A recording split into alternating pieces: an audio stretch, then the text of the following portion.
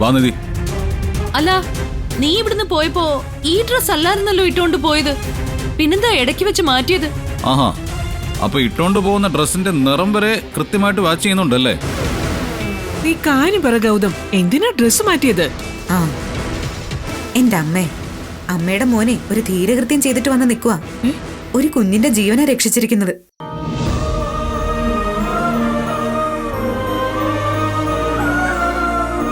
ഞങ്ങൾ ഇവിടുന്ന് പോയതേ ഒരു റിസോർട്ടിലേക്കായിരുന്നു. അവിടെ വെച്ച് ഞാനൊരു മോനെ കണ്ടു. എന്തൊരു ഭംഗിയായിരുന്നു എന്നറിയോ ആ കുഞ്ഞിനെ കാണാൻ. ഒരു സുന്ദര കുട്ടൻ.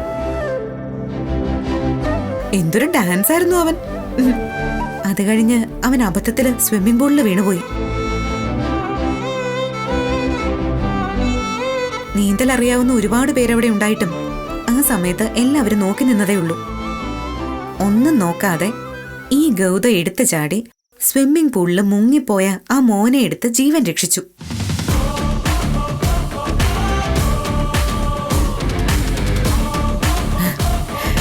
ജീവൻ രക്ഷാ പതക്കം കിട്ടേണ്ട ധീരകൃത്യ ഗൗതം ചെയ്തത്. അമ്മയ്ക്കൊന്ന് അഭിനന്ദിക്കെങ്കിലും ചെയ്യാം മോനെ. അമ്മ എന്താ ഒന്നും പറയാത്ത? അടുപ്പിൽ എന്തോ കരിയുന്നു, ഞാൻ പോയി നോക്കട്ടെ. നിന്നെ എനിക്കത്ര വിശ്വാസം ഇല്ലാത്തത് കൊണ്ട് ചോദിക്കുക. ഈ ജീവൻ രക്ഷാ പ്രവർത്തനത്തിന്റെ കഥയൊക്കെ നന്നായിട്ടുണ്ട്. ഇതൊക്കെ ഉള്ളതാണോ അതോ മനഃപൂർവ്വം നീ ഇവനെ എവിടെയെങ്കിലും വെള്ളത്തിലേക്ക് തള്ളിയിട്ടതാണോടി?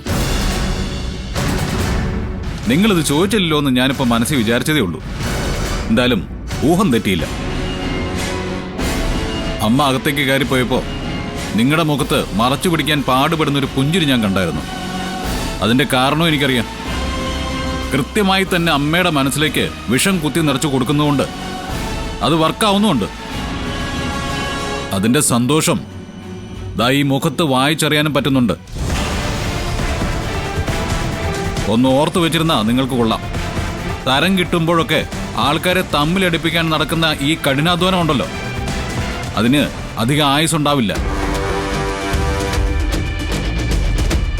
ഒരുപാട് നാളെ ഞാനിത് വെച്ച് പൊറപ്പിക്കുകയില്ല.